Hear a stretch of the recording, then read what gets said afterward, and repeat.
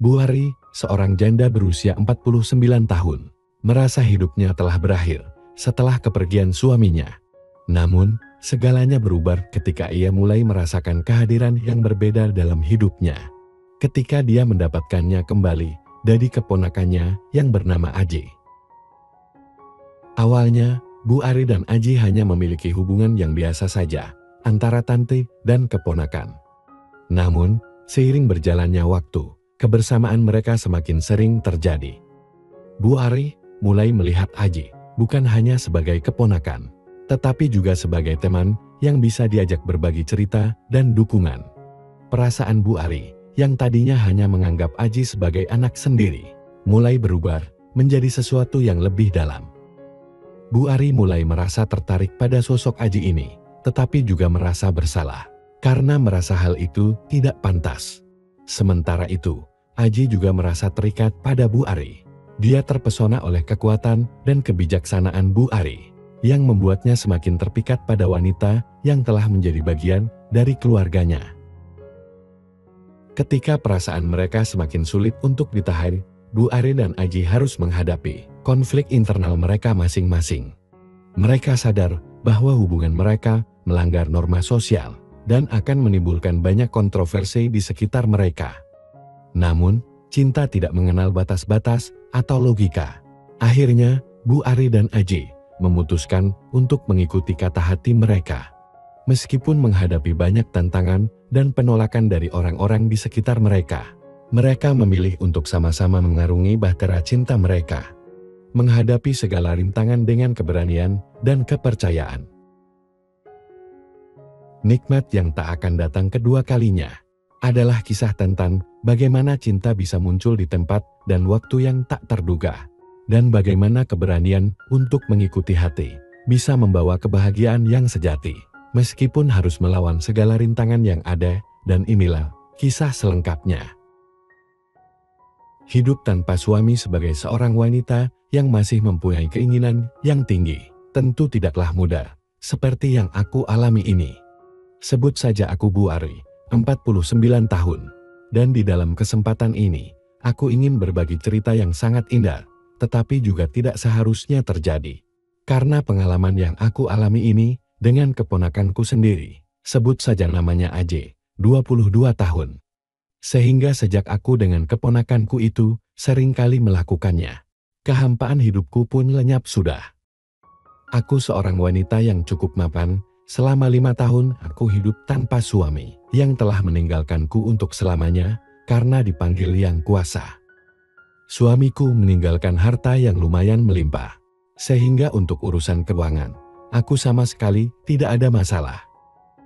Agar rumah tidak terlalu sepi, aku meminta keponakanku untuk ikut tinggal di rumahku. Aji keponakanku itu orangnya sangat sopan. Jadi aku pikir sangat menguntungkan jika ada seseorang yang ikut menjaga rumahku. Bahkan ternyata, Aji itu juga membawa berkah yang lain bagiku. Pagi itu, aku begitu segan sekali untuk bangun dari tidurku. Karena baru kemarin malam, aku kembali dari liburan ke luar negeri. Apalagi kebetulan hari itu adalah hari Minggu. Sedangkan keponakanku juga sedang libur kuliah tentunya. Hari itu aku tidur dengan memakai biju tidurku yang terbuat dari sutra halus yang berwarna putih. Dan kalau saja ada lelaki yang melihatnya, pasti spontan akan langsung terpana tentunya. Aku pandangi diriku sesaat yang mulai terlihat agak gemuk. Aku pun berpikir kalau sepertinya aku harus mulai senam lagi. Saat itu, terlihat jam sudah menunjukkan di angka 10 pagi, menjelang siang. Tetapi aku rasanya masih ingin tidur lagi. Akan tetapi, ketika aku mulai terkantuk-kantuk lagi, tiba-tiba aku mendengar suara langkah kaki di depan pintu kamarku itu. Tidak lama berselang, terdengarlah ketukan pada daun pintuku. Mendengar adanya sedikit gangguan itu, aku pun tetap diam saja. Aku pikir itu mungkin salah seorang pembantuku yang ingin menggagalkan acara tidurku. Tante, tante. Oh walah, ternyata suara keponakanku, si Aji yang memanggilku. Mau apa dia? Gumamku. Namun aku masih tetap diam tidak menjawab panggilannya itu. Aku merubah posisi tidurku dengan menghadap ke langit-langit kamarku. Selanjutnya, Aku pejamkan kembali kedua mataku. Ketukan di pintu kamarku itu terus saja terdengar berulang kali, disertai panggilan-panggilan dari Aji. Masa bodohlah, gumamku dalam hati sambil terus memejamkan mataku. Tidak lama kemudian, aku pun dibuat kaget sendiri ketika mendengar suara pegangan pintu kamarku itu mulai diputar. Aku melirik sedikit melalui sudut mataku. Kulihat daun pintu kamarku mulai bergerak perlahan terbuka. Selanjutnya, muncullah kepala Aji yang memandang ke arahku. Aku masih tetap berpura-pura tidur. Aku tidak mau diganggu dari tidurku itu pokoknya. "Tante," suara Aji terdengar berbisik. Aku masih terus saja berpura-pura tidur. Ku pejamkan mataku semakin erat. Beberapa saat kemudian, aku tidak lagi mendengar suara apapun. Akan tetapi, tiba-tiba saja, alangkah terkejutnya aku ketika aku merasa ada sesuatu yang bergerak di. Segera aku berusaha melihat melalui sudut mataku. Astaga! Ternyata Aji sudah berada di samping tempat tidurku. Dengan sorot matanya yang sedang tertuju mengagumi keindahan yang terlukis dari demikian. Aku melihat tangannya sudah meraih bagian bawah demikian itu. Hatiku saat itu pun spontan jadi semakin berdebar-debar. Kulihat Aji beberapa kali menelan ludahnya. Dengan perlahan, Aji mulai bergerak semakin berani. Dek-dik-duk, detak jantungku semakin berdebar tak karuan. Mau apa dia? Pikirku kala itu, tapi aku terus saja berpura-pura tidur. "Tante," suara Aji terdengar agak keras. Mungkin keponakanku itu sedang mencoba memastikan apakah tidurku betul-betul nyenyak atau bagaimana. Sebagai seorang wanita yang masih normalisasi, tentu saja saat itu aku juga merasa penasaran dengan apa yang akan dilakukan oleh Aji yang masih begitu muda itu. Apalagi sudah cukup lama aku tidak memperolehnya dari seorang lelaki. Jujur saja saat itu, aku berharap sekali Aji itu akan semakin nekat di dalam usahanya meruntuhkan imanku. Karena terus terang saja saat itu, imanku sudah berada di titik 0%.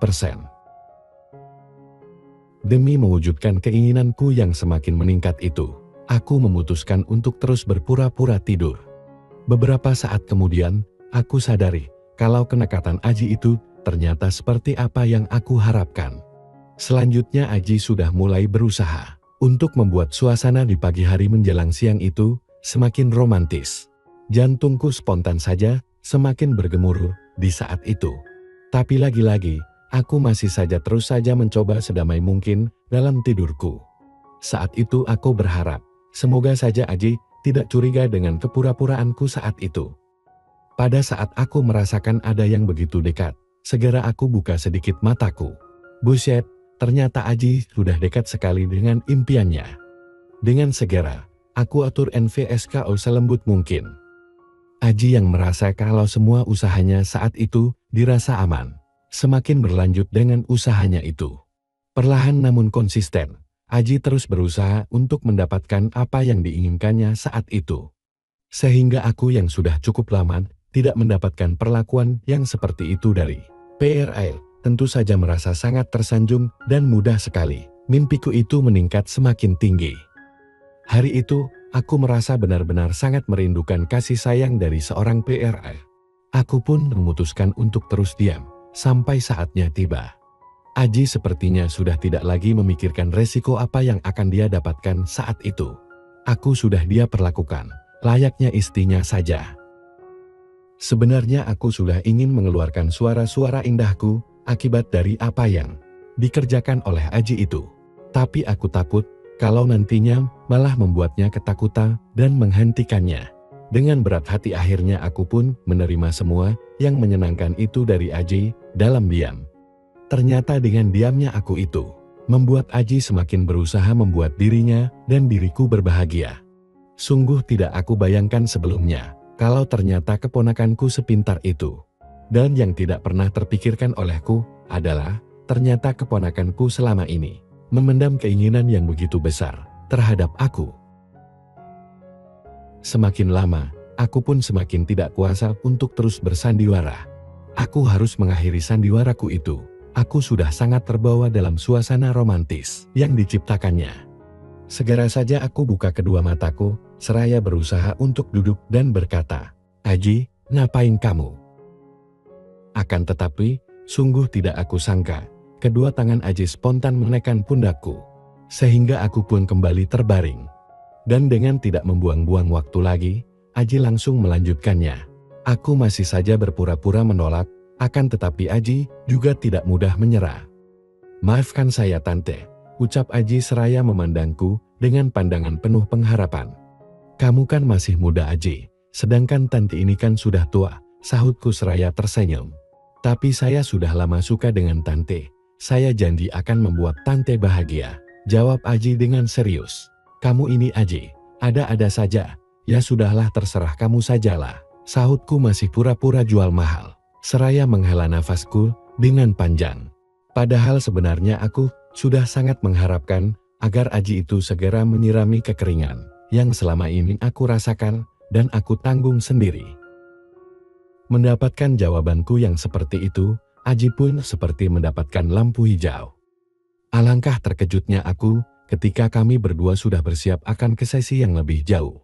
Aku mendapatkan pemandangan dari keponakanku itu dengan nyata di depan mataku. Spontan saja keinginanku semakin meningkat, dan aku merasa semakin tidak sabar untuk bisa segera menerima itu semua dari Aji. Tanti diam saja ya, ucap Aji seraya mulai berusaha melambungkan angan-anganku. Sehingga aku saat itu benar-benar melayang-layang akibat apa yang diberikan Aji saat itu padaku. Sehingga aku menjadi benar-benar kagum dengan cara kerja Aji itu, dan semakin berharap agar secepatnya Aji itu menyempurnakannya. Aji suka ya? Tanyaku seraya mengerling padanya yang keasikan di bawah sana. Aji suka sekali Tante, jawab Aji dengan pandangan matanya yang menggemaskan. Dengan penuh kasih sayang, aku cubit hidungnya itu. Selanjutnya, Aji bergerak perlahan mensejajarkan oposisinya denganku. Tante, bolehkah? Tanya Aji penuh harap. Aku pun hanya mengangguk dan tersenyum. Mendapatkan lampu hijau dariku itu, Aji pun segera berusaha untuk proses penyempurnaan. Dengan sukacita, aku bantu Aji dalam prosesi itu, sehingga prosesnya pun menjadi sangat mudah. Akhirnya hari itu jiwaku yang kering selama ini pun terobati sudah oleh Aji. Hari itu aku dengan keponakanku itu pun terus mengulanginya. Kebahagiaan yang aku dapat hari itu dari Aji benar-benar sangat berarti. Aku semakin sayang dengan keponakanku itu. Ada saja situasi dan cara-cara yang baru setiap kali kami melakukannya. Sehingga aku dan keponakanku itu sama-sama keterusan. Sekian dan terima kasih.